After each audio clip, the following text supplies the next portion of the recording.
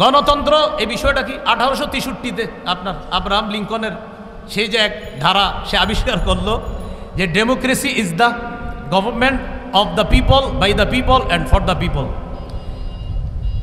গণতন্ত্র হলো এমন একটা শাসন ব্যবস্থা যেখানে জনগণের উপর, জনগণের মাধ্যমে জনগণের ক্ষমতা চলবে, অর্থাৎ যেই নিয়ম নীতিতে জনগণের শাসন চলবে, জনগণের আইন চলবে, এটাই গণতন্ত্র। সেখানে গণতন্ত্রে দেশের মালিক হবে জনগণ আর তারা আইন করবে। আর আমরা বলি রাষ্ট্র, এটার মালিক হলো আল্লাহ। অনেকের গেঞ্জির পিছনে লেখা আছে people are source of all power, জনগণ সকল ক্ষমতার উৎস। নাউজুবিল্লাহ, জোরে বলি। সকল ক্ষমতার উৎস কে? আল্লাহ। এটা প্রথম কথা। তাহলে গণতন্ত্র এটা তারা বলল, এটা হলো একটা বিষয়। আমাদের কথা হলো সূরা বানী ইসরাঈলের 111 নম্বর আয়াতে যে কথাটা আছে, একদম সূরা বানী ইসরাঈলের সর্বশেষ আয়াত, ওয়ালাম ইয়াকুল্লাহু শারীকুন ফিল মুলক, আল্লাহর রাজত্বে কোনো শরীক নাই। বলেন আল্লাহর রাজত্বে কি নাই? শরীক নাই। দেশের রাজত্ব কার? এই আল্লাহর রাজত্বে কোনো শরীক নাই। এটা ইসলামী আকীদা যে দেশের রাজত্ব হবে এটা আল্লাহর মালিকানা। এটা গণতন্ত্র, এটা মালিক হবে না। এটা আমাদের ইসলামী মূল্যবোধে বিশ্বাসীদের আকীদা। আচ্ছা, সূরা ইউসুফের 40 নম্বর আয়াতে আছে ইনিল হুকমু ইল্লা লিল্লাহ, বিচার ব্যবস্থা শুধুমাত্র আল্লাহর পক্ষ থেকে হবে। আল্লাহই বিধানদাতা, আল্লাহই বিধান করবে। কথা সঠিক। এটা হলো প্রথম কথা। দ্বিতীয় কথা খুব ভালো করে মনে রাখবো, ইসলামী হুকুম অনুযায়ী গণতন্ত্রের যেই বিধান, এই বিধানকে মানতে হবে। এই বিধান না মানার কোনো সুযোগ নাই। ইসলামী হুকুম অনুযায়ী গণতন্ত্রের পক্ষে কেউ না, কোনো ওলামায়ে কেরাম না। এটা হলো দ্বিতীয় কথা। এবার মূল কথাটা শুনেন। তাহলে হুজুর যেহেতু গণতন্ত্রের পক্ষে না তো কি করব? এখন ওলামায়ে কেরামের মধ্যে দুই দল। একদল বলেন গণতন্ত্রের বর্তমান পদ্ধতিতে দেশে স্বেচ্ছায় অথবা ইচ্ছায়, ইচ্ছা করে হোক স্বেচ্ছায় হোক, মানুষকে বাধ্য করা হচ্ছে। এই পদ্ধতিতেই মানুষ যেন তাদের ক্ষমতা প্রতিষ্ঠিত করে, মানুষকে বাধ্য করা হচ্ছে।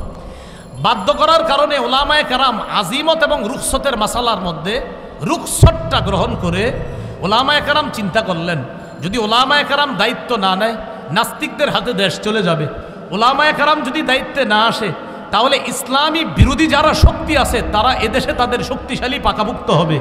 তখন ওলামায়ে কেরামের মধ্যে একদল বলেন সুতরাং নাস্তিক্যবাদী শক্তিকে রহিত করার জন্য এই পদ্ধতিতে জনগণের অংশগ্রহণ করা আবশ্যক। এটা একদলের অভিমত। আরেকদল বলেন জায়েজ।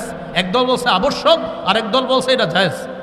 এই পদ্ধতিতে অংশগ্রহণ করে নাস্তিক্যবাদের বিরোধিতা করা এবং আল্লাহর হুকুম পৃথিবীতে প্রতিষ্ঠিত করার জন্য চেষ্টা করা।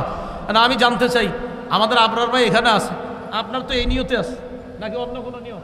আমাদের আবরার ভাই মাশাআল্লাহ ইনশাআল্লাহ সিলেটের এমপি হবে, আল্লাহ কবুল করেন।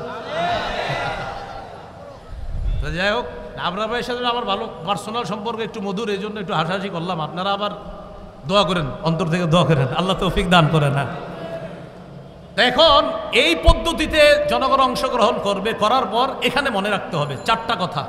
বলেন সাক্ষ্য, সুপারিশ, প্রতিনিধি, আমানত। সাক্ষ্য, সুপারিশ, প্রতিনিধি নির্বাচন, উকিল নির্বাচন, আমানত। এই চারটা কথা। এবার বলেন ভোট মানি হলো সাক্ষ্য দেওয়া, সুপারিশ করা, উকিল নিযুক্ত করা, আমানত রক্ষা করা। আপনি যে কারো পক্ষে আপনি একটা কথা বলতেছেন যে আমি অমুককে প্রতিনিধি বানাবো, এই প্রতিনিধি বানানোর অর্থ হলো এক নম্বর আপনি তার পক্ষে সাক্ষী দিতেছেন। আপনি তার পক্ষে সাক্ষী দিতেছেন। এই সাক্ষী আপনি তার পক্ষে এটা যে দিতেছেন এটা বুঝে শুনে আপনি তার পক্ষে সাক্ষী দিতে হবে। এটা হলো এক নম্বর কথা। তো এই যে দ্বিতীয় নম্বর কথা সুপারিশ করা, সূরা নিসার 85 নম্বর আয়াতে আছে মাইয়াশফা শাফাআতান হাসানা ইয়াকুল্লাহু নসিবুম মিনহা, যে সঠিক ব্যাপারে সুপারিশ করবে, সুন্দর সুপারিশ করবে, এটার সওয়াব সে পাবে।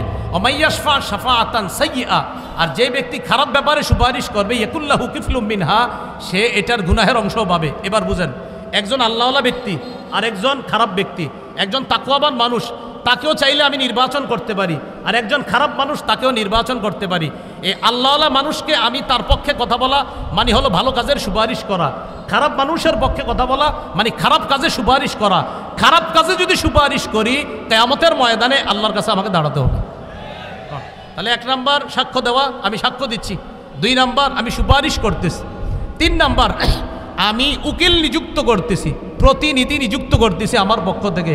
আমরা যাকে দায়িত্বশীল বানাবো তিনি আমাদের পক্ষ থেকে ওকালতি করবে, আমাদের প্রতিনিধিত্ব করবে।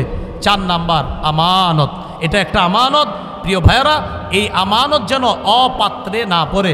আর মুফতি শফি রহমতুল্লাহ আলাইহি লেখছেন 3টা: সাক্ষ্য, সুপারিশ আর হলো প্রতিনিধিত্বের অথরিটি প্রদান করা। এই 3 ক্ষেত্রে মুসলমান বুঝে শুনে পা বাড়াতে হবে। আপনি আগামীতে এই 3টি বিষয় মাথা রাখবো যে আমি কিন্তু কারো পক্ষে হয়তো সাক্ষী দিতে হবে, আমি কারো পক্ষে সুপারিশ করতে হবে, আমি জনগণের জন্য কাউকে প্রতিনিধি নিযুক্ত করতে হবে। আল্লাহ, আমার সাক্ষ্যটা যেন অন্যায়ের পক্ষে না হয়, আমার সুপারিশ যেন অন্যায়ের পক্ষে না হয়, আমি যাকে প্রতিনিধি বানাবো তিনি যেন কোনো খারাপ মানুষ না হয়। প্রিয় ভাইয়ারা, এই 3টা কথা আরও প্রত্যেকে 10 জনকে জানায়া দিবেন যে আগামীতে 3টা কথা মাথায় রাখবা। আমি যার পক্ষে সুপারিশ করব, আমি যার পক্ষে সুপারিশ করব তিনি ভালো মানুষ হয়, আমি যার পক্ষে সাক্ষ্য দিব তিনি যেন ভালো মানুষ হয়, আমি যাকে প্রতিনিধি বানাবো তিনি যেন ভালো মানুষ হয়। এই কথাটা পরিবারেও আলোচনা করবেন, সারা দেশে আলোচনা করবেন, আরও 10 জনকে জানায়া দিবেন, শোনো তুমি কিন্তু সাক্ষ্য দিচ্ছ, এটা ভালোর পক্ষে দিতে হবে। শোনো তুমি সুপারিশ করতেছো, ভালোর পক্ষে সুপারিশ করতে হবে। শোনো তুমি কিন্তু প্রতিনিধি নির্বাচন করতেছো, এই গরিব মানুষগুলার একজন প্রতিনিধি বানাইতেছো, সাবধান, খারাপ মানুষকে যেন তুমি প্রতিনিধি না বানাও, ভালো মানুষকে তোমার প্রতিনিধি বানাতে হবে। তো মুফতি শফি রহমতুল্লাহ আলাইহি বলছেন 3টা, আর তাফসীরের কিতাব ঘাটাঘাটি করলে পাবেন 4টা: সাক্ষ্য, সুপারিশ, উকিল নিযুক্ত করা আর হলো আমানত। এই 4টি বিষয় সামনের দিকে আমরা রেখে কোরআন সুন্নাহ অনুযায়ী ইনশাআল্লাহ আমাদের পাগুলা যেন সামনে বাড়াতে পারি, ওলামায়ে কেরামের পরামর্শে যেন চলতে পারি। আল্লাহ তৌফিক দান করেন। আজকে এইখানে যারা আছেন এই 4টা ক্ষেত্রে আমরা খেয়ানত করব না, হাত তুলে ওয়াদা করি ইনশাআল্লাহ। রাজি আছেন ইনশাআল্লাহ সকলে? সর্বশেষ যিনি আমাদের প্রতিনিধি হবে তার গুণ হবে তিনি কোরআন সুন্নাহ অনুযায়ী বিচার করবে। সূরা মাইদা 48, সূরা মাইদা 49, সূরা মাইদা 50 এই আয়াতগুলোর মধ্যে আছে ইন্না আনজালনা ইলাইকাল কিতাবা বিল হক। আমি আপনার কাছে কোরআন দিয়েছি, এই কোরআন এটা দিয়েছি, এটার মাধ্যমে আপনি বিচার করবেন, সঠিকভাবে বিচার করবেন। শেষের দিকে আছে আফা হুকমাল জাহিলিয়াতি ইয়াবগুন, তারা কি জাহিলি আইন চায়? আমান আহসানু মিনাল্লাহি হুকমাল, আল্লাহর চাইতে শ্রেষ্ঠ উত্তম বিচারক আর কে হতে পারে? সর্বশেষ যিনি আমাদের প্রতিনিধি হবে তার গুণ হবে তিনি কোরআন সুন্নাহ অনুযায়ী বিচার করবে। সূরা মাইদা 48, সূরা মাইদা 49, সূরা মাইদা 50 এই আয়াতগুলোর মধ্যে আছে ইন্না আনজালনা ইলাইকাল কিতাবা বিল হক।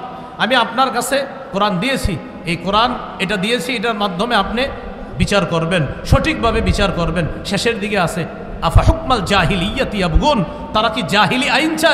আমান আহসানু মিনাল্লাহি হুকমাল, আল্লাহর চাইতে শ্রেষ্ঠ উত্তম বিচারক আর কে হতে পারে? এই জন্য আমরা যদি আমাদের বাংলাদেশে আল্লাহর আইন বাস্তবায়ন করতে চাই, আল্লাহর কসম সত্যি বলছি, আমাদের একজন যোগ্য 4 কাজের যোগ্যতা রাখে, 10 গুণে মৌলিক গুণান্বিত এমন কোনো ব্যক্তিকে আমাদের দেশের দায়িত্ব দিতে হবে। তাহলে ইনশাল্লাহ এদেশে সংসদ চলবে কোরআন অনুযায়ী, এদেশের বিভিন্ন পার্লামেন্ট চলবে কোরআন অনুযায়ী। আল্লাহর কসম আমরা স্বপ্ন দেখতেছি যে 90% মুসলমানের দেশ, এটা তো একটা স্বাভাবিক বিষয়।